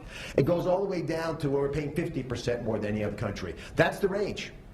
As was pointed out by President Trump, half the time we're paying 3 times more than is paid in other countries. It doesn't make any sense for the system. That stated, President Trump has over and over again indicated, and Secretary Kennedy reflected as well, we want innovation. We want our technology partners doing the best they can to make the best solutions for drugs to cure as many people in America and around the world as possible. By getting our allies to pay a bit more, as they should be, and they should have for many years been doing, will course correct a problem that's gotten out of hand. And by doing that in a thoughtful, effective way, we're going to be able to get the pharmaceutical industry whole. Those jobs will still be here, will still be productive, will still be curing cancer and a slew of other ailments that plague humanity. America will still be the leader in this space, but we're paying the appropriate amount, the right-sized amount for those tasks. So over the next 30 days, the 4 of us up here, together with people standing in the back of this room who are doing a lot of the heavy lifting, are going to be approaching pharmaceutical companies to talk specifically about what we want the most favored nation price to be based on the best data we have. We're looking forward to a thoughtful interaction with these corporate leaders, many of whom we've spoken to and in quiet will agree the system is not right the way it is. They're patriotic Americans, they want what's right. But the fact that in my lifetime, as Secretary Kennedy said, for the first time, we have a thoughtful and aggressive approach, thanks to President Trump, on taking on these special interests, which is to take care of the American people. Mr. President, God bless you. And should chill the waters. Jay, you want to go next? They can push us away from our North Star, which is. So I teach economics at Stanford as well as health policy, and one thing that's really simple in economics is that when you have a persistent price difference for the same product between 2 countries, there's something deeply wrong. And what President Trump has done is a historic measure that should have been done. With this new order, Europe will share the burden of that. And in fact, if you may think of it as like as somehow it's like it's going after drug companies, actually it's helping drug companies. Because what we're also going to do with this order, what President Trump has done with this order, is he's said to European governments, look, if you are taking advantage of the drug companies by forcing them to charge very low prices, we're going to defend American drug companies in Europe. At the same time, we're standing up for the American consumer who's been paying far too high prices for far too long. I can go back decades to point to congressional reports after government report after government report of tremendously high drug prices, much higher than the rest of the world, and nothing has been done about it until this moment. And I'm really proud, President Trump, that you've done this. I'm really proud to be included in this and looking forward to the work ahead. Thank you, Jay. Great. Thank you, Mr. President. On behalf of the many doctors I've talked to about this very issue, thank you for taking the bull by the horns. Presidents on both sides of the aisle have talked about this and floated it and said they've wanted to do it, so you've had the courage to do it. Thank you. I've been a surgical oncologist at Johns Hopkins for 22 years, and I have seen patients suffer. We didn't take an oath to heal patients and then watch their life get ruined financially with their home, mortgage, retirement, going down the drain with GoFundMe campaigns, raising money from church communities and synagogues and friends they haven't seen in 20 years to try to raise money. For what? For a system where Americans have been getting ripped off by 10, 12, 15 times higher prices than we see in other countries? The fundamental problem in healthcare is that we've had non-competitive markets. And we can do little things around the edges, or we can transform those markets to competitive markets, and that's what this executive order does today. Imagine buying a Ford for $175,000, a regular car, and then hearing that people in London are buying it for $10,000 every day, all day long. That is the craziness of this system. We're going to do everything we can at the FDA to support this executive order. It's transformative. Thank you, Mr. President. Thank you. Thank you very much. So thank you very much, everybody. It's I think it's a very important day. In many ways, you have we'll start with the Houthis. We go to Pakistan and India. we go to what we did with China, the trade deal, and with UK, and by the way, many other deals are coming in very much. At a certain point, we'll just set the price because we know where we are, but we'll just set the price. But world trade is going to be terrific, and our country is going to be making a lot of money. Taxes are going to go down. Taxes are going to go down very, very substantially. But you look at all of the things that we've done, and now today I'm heading over. We'll see what we're going to do with respect to Iran. I think you have very good things happening there, too, by the way. I think they can't have a nuclear weapon, but I think that they are talking intelligently. We're in the midst of talking to them, and they're right now acting very intelligent. We want Iran to be wealthy and wonderful and happy and great, but they can't have a nuclear weapon. It's very simple. And so I think they understand that I mean business, and I think they're being very reasonable thus far. And don't underestimate Thursday in Turkey. President Erdogan is going to be a great host, and we are doing some work with him having to do with Syria, too, by the way. We're going to have to make a decision on the sanctions, which we may very well relieve. We may take them off of Syria because we want to give them a fresh start. But President's asked me about that. Many people have asked me about that because the way we have them sanctioned, it doesn't really give them much of a start. So we want to see if we can help them out. So we'll make that determination. But I think you're going to have maybe a good meeting. You have the potential for a good meeting, that a meeting wasn't going to take place. I insisted that that meeting take place. And it is taking place. And I think you may have a good result out of the Thursday meeting in Turkey between Russia and Ukraine. And I believe the two leaders were going to be there. I was thinking about flying over. I don't know where I'm going to be on Thursday. I've got so many meetings. But I was thinking about actually flying over there. There's a possibility of it, I guess, if I think things can happen. But we got to get it done. We got to save 5,000 lives a week. 5,000 lives is really more than that. It's worse than that. And when you see and you don't want to see it, but when you see the satellite photographs of the battlefield with arms and legs and heads all over the place, separated by 30 yards from bodies, doesn't make sense. Doesn't make sense. So we're working very hard to see if we can end that bloodbath. Okay, there shouldn't be too many questions. It's been covered pretty well. Mr. President, thank you for taking questions. Two quick ones for you, starting on trade. If a longer-term deal is not reached with China at the end of these 90 days, can the American people expect those tariffs to go back up to 145%? No, but they would go up substantially higher. And then on at 145, you're really decoupling because nobody's going to buy. But they can go, they got very high because of additional tariffs I applied during the course because of fentanyl and other things. But no, but they'd go substantially higher. And then on Qatar, Mr. President, I think you will have a deal, however. Okay, you're confident that there will be a deal. On Qatar, has Qatar asked for anything in exchange for that $400 million luxury jumbo jet? And how can the American people be so sure that they will not in the future? Well, I think what happens with the plane is that, we're very disappointed that it's taking Boeing so long to build a new Air Force One. We have an Air Force One that's 40 years old. And if you take a look at that compared to the new plane of the equivalent, stature at the time, it's not even the same ballgame. You look at some of the Arab countries and the planes they have parked alongside of the United States of America plane, it's like from a different planet. And it's close to 40 years old, might be more than 40 years old now. And we, when I first came in, I signed an order to get it built. I took it over from the Obama administration. They had originally agreed. I got the price down much lower. And then when the election didn't exactly work out the way that it should have, a lot of work was not done on the plane because a lot of people didn't know. They made change orders that were so stupid, so ridiculous. And it ended up being a total mess, a real mess.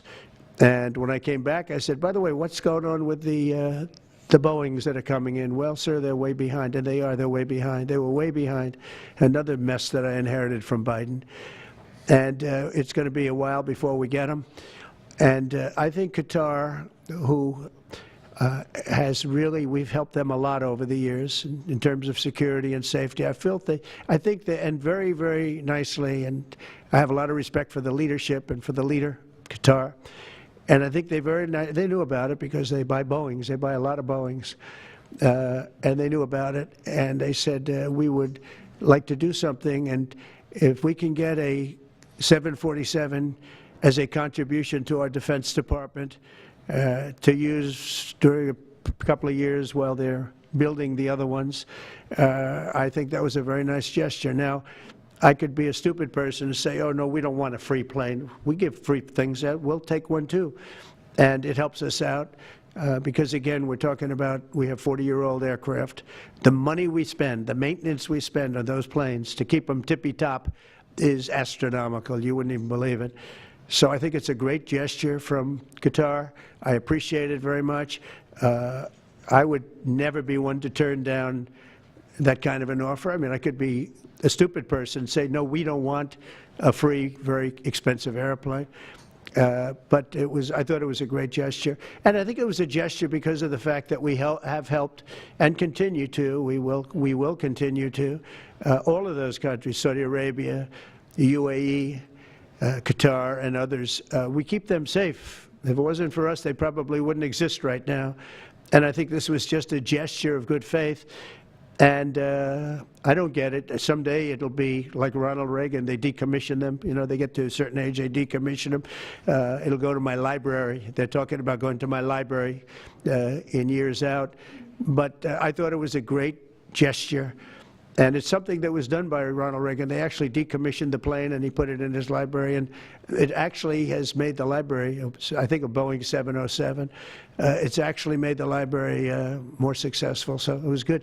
Do you plan to use the plane after you leave office? No, I don't. No, it would go directly to the library after I leave office. I wouldn't be using it. No. Mr. President, on the hostage, you said that the release of the American hostage, Aaron Alexander, is a step in good faith to end this war.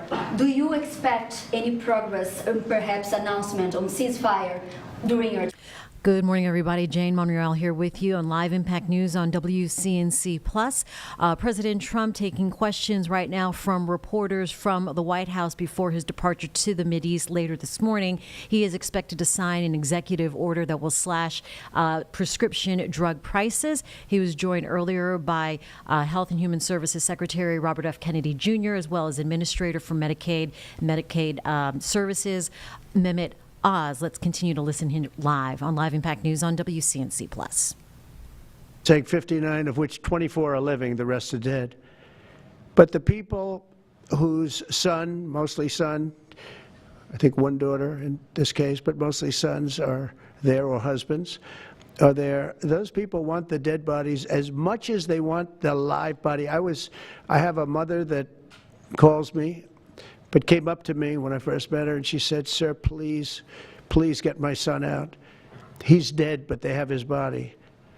And I asked her about that, and it's as though he were alive. The level of wanting that body back is the same. It couldn't be any more, as though he were alive. So, you know, getting the bodies back is very important. That could be a thing having to do with the religion. It could be sent. I was amazed at the level of importance. It's the same as if the son or husband or whatever was alive. So they said 59. In fact, they came in with a number 59 written out on like a sign on their chest. But they came to thank me for getting them out. And I said, what does the 59 mean? They said, well, that means there are 59 people. But then they said, but 24 are living. Now it's 21. The number's 21. So now it's actually, we'll get Eitan today. We think we're getting him today. So it's 20. So they have 20 live hostages there. The rest are dead bodies. Mr. President, are you open to negotiating your tariffs on cars, steel, and aluminum with China or any other country? Well, we're not even talking about that. We're bringing the car business back into this country. We have commitments, and not only commitments, they've already started construction on many plants. They've left Mexico in a few cases. In a few cases, they've left Canada. They're not going to build in Canada. They're going to build here because we have the market, and the tariffs have been amazing. The election and the tariffs. November 5th was a big day, and on top of that, of course, you wouldn't have the tariffs without the election, I guess, if you look at it. But we have at least 11 committed massive car factories that are going to be built, that are in the process of being built. And some are going through, some have actually started. We also have renovations of existing factories where they weren't utilizing the full factory from years gone by, and now they're under full renovation. They'll be opening up full factories in a very short period of time. Our car industry is, I think we're going to have the #1 industry. You know, if you look at Japan and these others, they do tremendously with cars, and they can do that too. But you know, if they want to sell cars in the United States, they're going to have to build factories in the United States, because I'm interested in cars for the United States. Now, one other thing is, in our tax bill, we're giving not only no tax on tips, no tax on Social Security, no tax on overtime, but also we're going to get a deduction for people that borrow money to buy a car if it's made in America. If it's not, we have no interest. The meeting between President Putin as well as President Zelensky. If President Putin doesn't show up to these talks in person in Turkey, will you join Europe in putting higher sanctions on them? If I felt it would be important toward getting the deal done, I'm the one that insisted on the meeting. They couldn't get a meeting because one said ceasefire, one said no ceasefire. It was going back and forth. I said, look, at this point, we got to stop it. Just go to the meeting. The meeting has been set. Go to the meeting on Thursday. And if I thought it would be helpful, I don't know where I'm going to be at that particular point. I'll be someplace in the Middle East, but I would fly there if I thought it would be helpful. Yeah, please. Back to refugees. I want to ask you about South African refugees. Dozens of Afrikaners who claim discrimination in their home country are heading to the United States, Right. where your administration is going to welcome them as refugees. Now, this comes as you've halted virtually all refugee admissions for people fleeing famine and war from countries like Sudan and the Democratic Republic of Congo.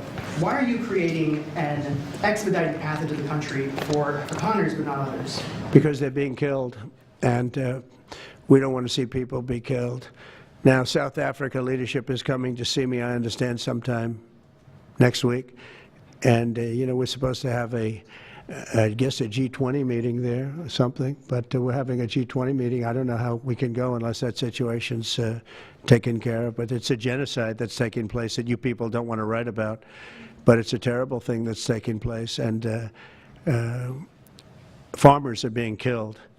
They happen to be white, but whether they're white or black makes no difference to me, but white farmers are being brutally killed, and their land is being confiscated in South Africa. And the newspapers and the media, television media, doesn't even talk about it. If it were the other way around, they'd talk about it. That would be the only story they'd talk about. And I don't care who they are. I don't care about their race, their color. I don't care about their height, their weight. I don't care about anything. I just know that what's happening is terrible. I have people that live in South Africa. They say it's a terrible situation taking place. So we've essentially extended citizenship to those people to escape from that violence and come here. Yeah. Please. Mr. President, thank you. Are you letting China off the hook for these 90 days, and do you really believe that they will follow through with non-tariff barriers and remove those? Non-monetary tariffs, yeah. Yeah, I think they're going to follow through. I think they want it very badly. I think they want the deal very badly. Again, this doesn't include the steel tariffs that I put on a long time ago that Biden tried to get off, but he couldn't get them off because it was too much money. You know, I took in hundreds of billions of dollars from China, what a lot of people don't know, but we put on the tariffs originally, and if I didn't do that, we wouldn't have a steel industry today. Now we have a thriving steel industry. It'll be thriving much more with what we're doing because this is the next level. But it doesn't include that, doesn't include cars, doesn't include pharmaceuticals when we do that. And the reason we're doing that will be to get them to come back in the country. You know, there are, again, I always say it because a lot of people forget, but if a company like Eli Lilly, which is making a massive investment in the United States right now. They're building many, many plants. They've already started like 7 of them, many plants, but they are not going to be tariffed. There's no tariff cost. So they're all doing that. They're all coming back to the United States. I mean, I'll tell you what, I hope I get the benefit of watching this because, as president, because, you know, it takes a little while to do this stuff. and we're doing it early in the administration. If you think of it, we have, I believe, if you look at the real total, it's over $10 trillion committed for plants and factories. Other administrations haven't had $1 trillion over a 4-year period, even over an 8-year period. We have over $10 trillion committed in one form or the other over 2 months. Give me a break. I'm here to hear 3, but let's give me a break on the first month. We want to get acclimated. But, you know, but if you think about it, it's really 2 months. And so in 2 months, we have an investment already of over $10 trillion. And other presidents haven't had that done over a year, over 4 years in some cases. It's unprecedented. There's never been anything like it. It's a very exciting time in America. Thank you very much, everybody. Thank you. Who's in charge of the budget bill while you're gone, sir? I'll sign that. Mr. President, are you ready to impose sanctions on Russia if Putin doesn't agree with the 30-day ceasefire? I have a feeling they're going to agree. I do. I have a feeling. And we see other countries, no European countries, Mr. President, in the negotiations. The budget bill negotiations are taking place. Who in your administration is in charge of that while you're gone? Everybody, Bobby, from the standpoint of this group behind me, I mean, I think it's the best group ever assembled. In terms of medical, I think you're going to see a tremendous cut. I don't think, I mean, I know you're going to see it in Medicaid and Medicare. That cut will be massive because drugs are 50–60% of the cost. So Medicaid costs are going down and Medicare costs are going down because of what we're doing today. And there's no, it's not like, oh, gee, well, maybe it won't happen. It's going to happen because the other countries have no choice. Now, the drug companies are going to have to say, listen, if you don't pay more, we're not going to give you the drug, and they're willing to do that. So that's it. They have to, we have to equalize. Mr. President, what is price controls? Say it? How do you respond to the fact that this... It's not price control, no. What was, price control is before. If you want to talk about, price control is what they were doing. They were making us pay. They set a price, and they said, here's what we're going to pay, and anything else charge America. Because at that time, they had a very stupid president, and it really went crazy during the last 4 years. And remember this, the Democrats are the ones that allowed this to happen. They were the ones that were the protector of this pricing system. And I think it's going to be very hard. You'll have to ask Democrats, are they going to vote against the one great, big, beautiful deal that's being negotiated now, tax cuts, etc., when now on top of the tax cuts and regulation cuts, all the things, now you're going to say that the price of your medicine is going down by 60, 70, 80%. You're going to vote against it? I think a lot of Democrats are going to be forced to do something that their leaders are going to beg them not to do, and that's vote for the bill. I don't see how they can vote against it.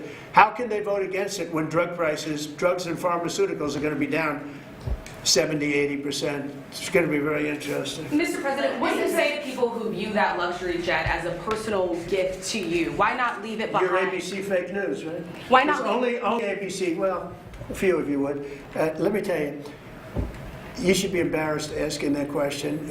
They're giving us a free jet. I could say, no, don't give us, I want to pay you $1 billion or $400 million or whatever it is. Or I could say, thank you very much. You know, there was an old golfer named Sam Snead. Did you ever hear of him? He won 82 tournaments. He was a great golfer. And he had a motto, when they give you a putt, you say, thank you very much. You pick up your ball and you walk to the next hole. A lot of people are stupid. They say, no, I insist on putting it. And then they putt it and they miss it. And their partner gets angry at them. You know what? Remember that, Sam Snead. When they give you a putt, you pick it up and you walk to the next hole and you say, thank you very much. Respectfully, sir, as a businessman, some people may look at this and say, have you ever been given a gift worth millions of dollars and then not received anything? It's not a gift to me, it's a gift to the Department of Defense. And you should know better, because you've been embarrassed enough, and so has your network. Your network is a disaster. ABC is a disaster. Here is the bill. Bobby, come on over here. Now you're talking about trillions and trillions of dollars.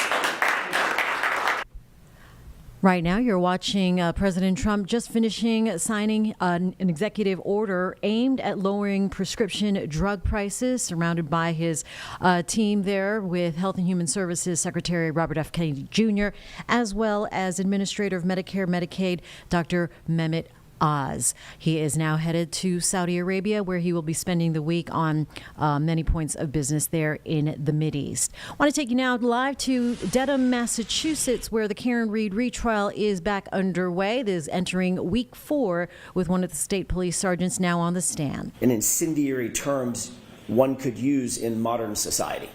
Retarded. Correct? That is correct. And in fact, through your response to that vile phrase, you encouraged it because you liked it with a thumbs up, correct? Objection. Sustained. Did you encourage that statement by Michael Proctor by liking it with a thumbs up? I don't know if it encouraged him, but I cannot speak to that. But that's what you did. I acknowledge the text message being sent. I want to be clear. These text messages were sent to you by your direct report, by your direct subordinate, correct? That's correct. And there was even someone on that text chain who was more senior than you, Lieutenant Fanning, right? That's correct. Michael Proctor was both your partner and the lead investigator on this case when he wrote that, correct? He's a subordinate, and he was the case officer.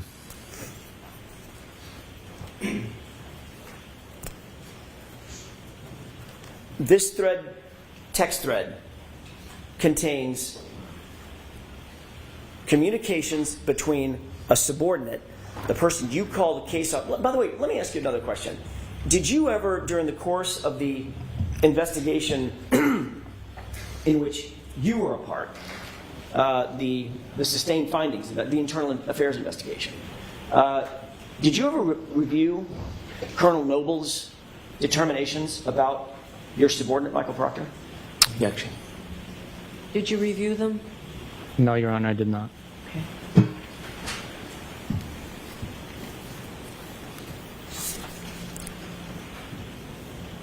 What would Colonel Noble call Michael Proctor's title in this case? You think he'd call him the case officer or the lead investigator? What is your experience with Massachusetts State Police in that regard? Objection. Sustained.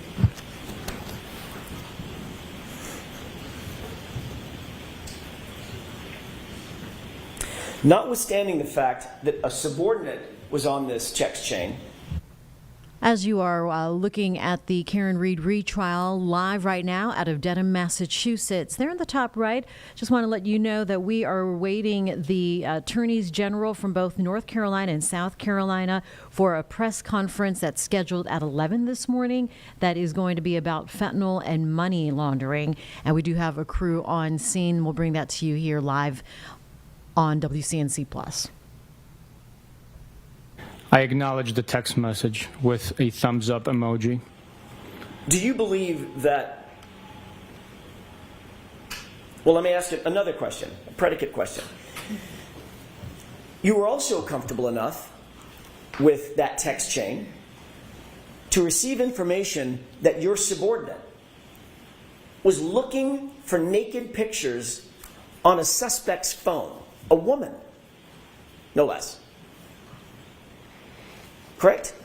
You took no remedial action against Trooper Proctor for that, correct? No, I did not, no. Do you believe, as you sit here, that that was a misuse of power and authority by a Massachusetts State Police officer? By myself or somebody else? By Michael Proctor. Misuse of what? Misuse of authority and power. To go through a suspect's phone, to get her phone using the authority and the power vested in that officer by the community members. That's the power that you derive, correct? You work for the public. Would you agree? Objection. Sustained. Do you believe it was a misuse of his authority and power to use Massachusetts State Police Authority to go through her phone and look for naked pictures of her? Objection. Sustained.